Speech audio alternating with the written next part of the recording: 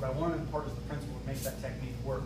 So I will teach a technique and then I will jump around to the next technique and the next technique. But when you look back at those things, if you look at it correctly, you'll see that the principles that I'm teaching will tie all those techniques together. So the technique will always fail you. That's one of my things that I really firmly believe. If you rely on technique, you're going to be in trouble because that technique will fail. The principle of what makes that technique work is the thing that's going to save your butt. So we were looking at just the idea of cutting, and as they come back, cutting here. So now what I want to do is, instead of doing that arm deflection, because I think you guys have worked some arm deflections already, I want to look at something that I hold dear to my heart, and that is a finger lock. Okay. So finger lock, as she comes to grab or push or whatever, I know where the attack is going to be. I don't even have to look. So all I'm going to do is secure something, whether it's all of the fingers, 3 of the fingers, 2 of the fingers, 1 of the fingers, or a thumb. I don't care. In this instance, I'm going to grab just a finger, right? If I just go to push her with simple pressure, okay, this doesn't work very well. It's easy to do it. It's not working. Okay. What I use is two-way action, which is pushing and pulling. So I hold the finger here, but then I also create the base right here. And I think the scientific is like base fulcrum lever or some lever. My science teacher called it a lever. I'm like, lever. So, lever B. So, two-way action does that. It takes the slack out, creates the tension, and then you move from your center, and that's what controls a person. No matter how big and strong a person is, they can't lift muscle, they can't develop so much muscle in their finger that they're invulnerable. You take the biggest, strongest, most powerful guy in the world, yeah, he may have a strong grip, but you get a hold of his finger, and the smallest female can take that person down and hold them indefinitely.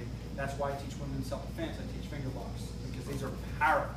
So you can do two-way action, which is this, or you can do complex torque, which is this, which is what I like.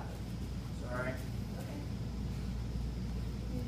When I do this, okay, I actually take the slack out, but I want to get behind the arm because I consider this the safe zone, the lee of the stone, if you're familiar with the secret of NIM. Most people aren't, so I usually have to explain it. But this is also the dead zone or the safe zone. Not indefinitely, but for the moment, I'm behind the arm. Any way that she has to attack me now, she's got to do something in order to change the situation. She can't just throw a punch. Doesn't really work. She can't really throw a kick unless she moves. She can't throw an elbow because it won't work. So she could spin and like do a spinning elbow if I let the pressure off here. But no matter what she does, she gives me a clue as to what she's going to do before it happens. Not to mention, you've got the slack taken out here so you can feel any tension that she puts into whatever she's going to do. So I like to get behind the arm here. So once we've got this, I intentionally let her back up because no one in the world is going to just drop down and just stay down. Okay, you win. They're not going to stay down there if you let the pressure off. What are they going to do? Jump up and really be pissed and punch you in the face now, typically.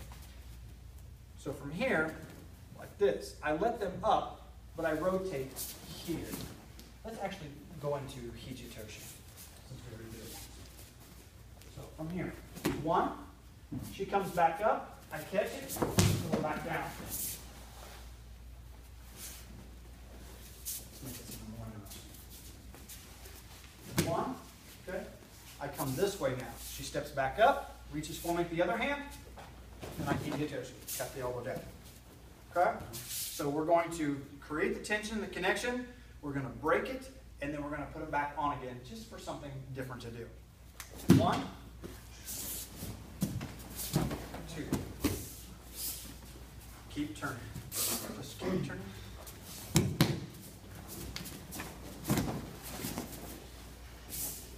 Slow it down. 1, sorry. She comes back up.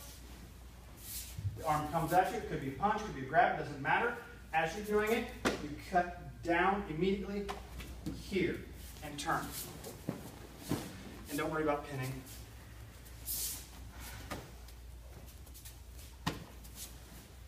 1, 2. There's a million things you can do from here. Many things I would prefer to do from here rather than this, but because we already did Hiji-Toshi, I kind of want to work those two things together. So, too much? Is that good? Awesome. Okay, you need to see it again. Have questions about it? It's a cross, so you're grabbing the finger across the Cross. bottom. Here. You can grab same side, but it's just different. Sure. It doesn't matter, but I like doing this just because you can do that. Anybody can do that. So she goes to grab me. I don't even have to look. I can just boom. Because everybody knows where your own chest is. So, boom, here. And what I really like to do from here, as she stands up, is that. But that puts a little bit of torque on the fingers, and we'll just continue doing it with Hiji-Toshi. So easy. Now I'm not even doing it to her. I'm being nice. Now she stands back up. Here. Uno más. That's Japanese for you. Okay? Yeah, Japanese. It's New Japanese. Spanish is the New Japanese. There we go.